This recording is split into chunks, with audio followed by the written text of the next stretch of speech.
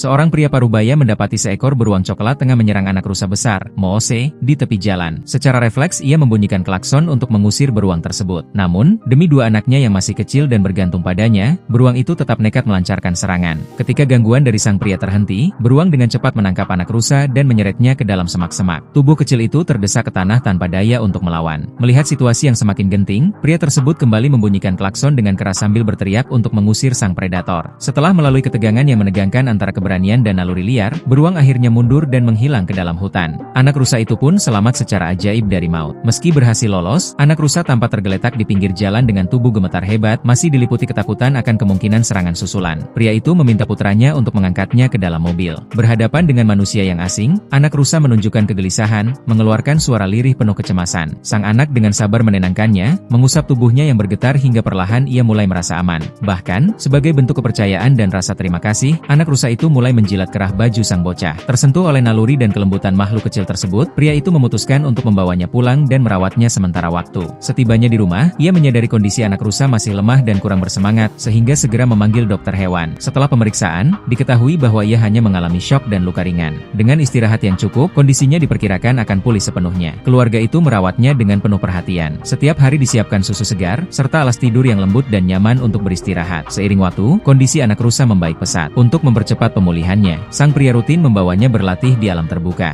Di padang rumput, ia kembali berlari bebas, memulihkan vitalitas alaminya. Perlahan, ia menjadi bagian dari keluarga tersebut. Setiap kali mereka bepergian, ia turut serta. Bahkan, sebuah kolam kecil dibuat di dekat rumah agar ia dapat berendam. Kucing peliharaan keluarga itu gemar tidur bersamanya, sementara anjing yang sebelumnya pendiam pun akhirnya menjadi sahabat bermainnya. Suasana halaman rumah dipenuhi tawa dan keceriaan. Namun, ketika melihat anak rusa itu semakin kuat dan penuh energi, pria tersebut menyadari bahwa waktunya untuk kembali ke habitat aslinya telah tiba. Seolah memahami kesedihan itu, sang rusa muda berulang kali menjilat wajah pria tersebut, seakan berusaha menghibur sosok yang telah memberinya kesempatan hidup kedua.